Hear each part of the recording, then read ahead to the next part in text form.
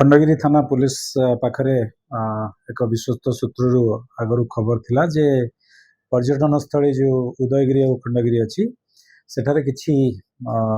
असामाजिक युवक जो पर्यटक माने आसुचंती से माने बसिला बेले सांग होई बसिला बेले कपल्स हंतु बा फ्रेंड्स हंतु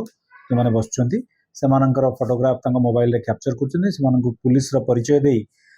इमोरल एक्टिविटी रे समाने लिप्त अछंती बोली तांको धमक देई तांकटरु एक्सटॉर्शन करूछंती बोली। तो ये खबर पाई आईआईसी खंडगिरी किछि दिन हबो गोटे ट्रैप प्ले करथिले सेठारे पुलिस सादा पोशाक रे मुतयन थिला लेडी पुलिस जेंट्स पुलिस उभय थिले से क्रम रे हमें गतकाली संध्या बेले दुई जन युवक को पुलिस गिरफ्त करिवारे सक्षम होईछि जो माने कि तांको मोबाइल फोन रे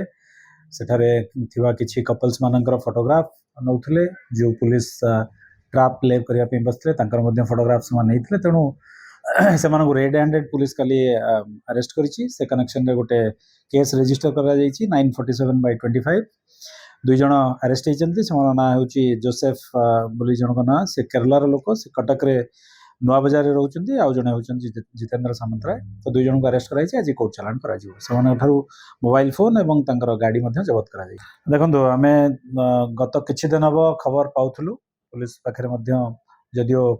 लिखित किंबा अभियोग है नथिला किंतु विश्वस्त सूत्ररु खबर थिला जे एमती किछि सामाजिक युवक एई काम करूछन्ति बोली तेणु किछि दिन हबो आमे ट्रैप प्ले करिथिलु गतकाली तार सक्सेस मिलछि नै से प्राइवेट काम करंती सेमती तांकर एटा पेशा नो सेटा प्राइवेट काम करंती कटक रे रहंती एठाकू बुली आसिला बेले तांकर अपराधिक कार्यक्रमटा ए पर्यटन स्थली रे से करंती परिचय केमिति दोउतले कि आई कार्ड देखौतले किबा ड्रेस ना सेमाने मोबाइल रे कैप्चर करथिले फोटोग्राफ सेमानकर क्लोज फोटोग्राफ मोबाइल रे कैप्चर करथिले तां कहउतले हमें एठारे सादा पोशाक रे पुलिस मुतयन अछु तो आपण जो काम करूछन्ती एटा इमोरल काम करूछन्ती तेणु आपण घर को खबर दिया जीवो थाना रे केस हबो तो एई प्रकार विभिन्न प्रकार धमक चमक दउतले स्पेसिफिक डेजिग्नेशन कोन कहउतले सर पुलिस बोली कहउतले स्पेसिफिक डेजिग्नेशंस काहा केमती कोन विभिन्न जगह रे विभिन्न प्रकार समाने परिचय दउतले। एई वीडियोटी आपनकु केमिति लागिला कमेंट करि जणांतु। धरित्री लाइव रो यूट्यूब एवं फेसबुक चैनल को सब्सक्राइब करंतु। अधिक खबर पई लॉगिन करंतु www.dharitri.com।